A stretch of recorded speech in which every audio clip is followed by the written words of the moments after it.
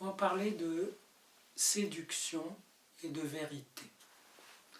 L'autre jour, comme ça, en préparant une conférence de mon séminaire mensuel sur matière à penser, et cette fois c'était sur la séduction.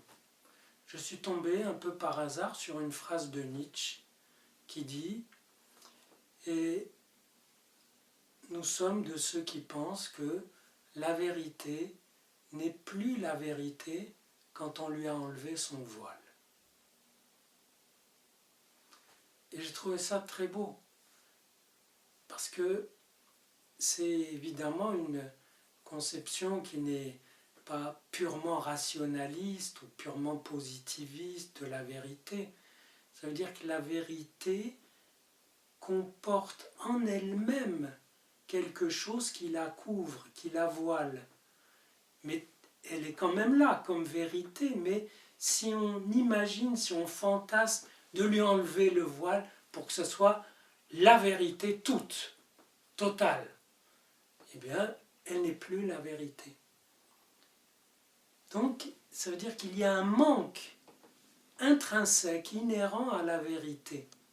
Et que c'est peut-être grâce à ce manque qu'on est plutôt dans un mouvement de vérité. C'est-à-dire qu'on trouve une vérité, mais elle est bancale. Et c'est justement ça qui peut nous amener à ne pas nous arrêter à cette vérité. Et quand on s'arrête à une vérité, quand on la tient en main, elle est déjà presque en train de moisir, de pourrir, de tourner faux. Et une vérité, c'est comme un rythme, un élan vers le mouvement, un mouvement de vérité. C'est plutôt dans ce mouvement de vérité qu'il s'agit d'être, plutôt que d'être dans la vérité. Vous voyez, il n'y a pas un lieu qui est le lieu de la vérité, parce que les gens qui se croiraient dans le lieu de la vérité, ils sont déjà dans un grand mensonge. Donc, il a bien saisi, et je trouve qu'il le dit mieux que des énoncés, comme par exemple, la vérité n'est pas toute, la vérité se dit toujours à moitié, etc. Et qui ne disent pas ce côté intrinsèque du voile, de l'ombre, du mystère aussi, qui fait que la vérité, c'est une avération, c'est un mouvement dans lequel on prend place, on est impliqué, et les gestes qu'on fait comptent dans la composition de la vérité. Si on dit on va enlever ça pour que tout soit clair, qu'on soit dans la transparence, vous voyez le grand mot, eh ben on se trouve avec des vérités bidons. Et c'était important dans la réflexion sur la séduction, parce que finalement la séduction, et au-delà de la séduction entre individus, qui comporte souvent un aspect presque automatique, c'est-à-dire que si l'un entre dans le fantasme de l'autre et que l'autre le reprend dans son fantasme, les deux fantasmes vont communiquer et puis il y aura un petit plaisir. C'est presque un principe de plaisir à deux. On se fait plaisir à deux et bon, quelquefois le fantasme est très fort, si c'était le fantasme de trouver le prince charmant ou de trouver la femme absolue, alors là c'est le coup de foudre, et très bien, c'est des percussions de fantasmes. Mais au-delà de ça, la séduction c'est un rapport au monde, un rapport aux choses, à la vérité justement.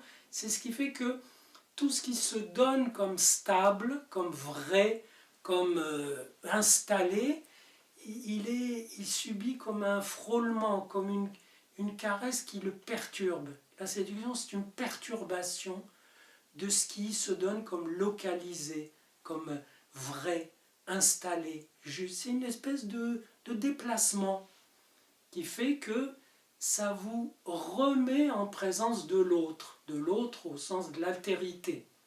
C'est-à-dire, dans la séduction classique d'où Don Juan séduit la paysanne, c'est dit, Molière a parfaitement pigé ça. Il lui dit, vous ne pouvez pas être d'ici, superbe comme vous êtes, intelligent, vous êtes d'ailleurs. Donc il lui promet un autre lieu. Mais ça, c'est une des formules de la séduction. C'est la promesse d'un ailleurs, d'un autre chose.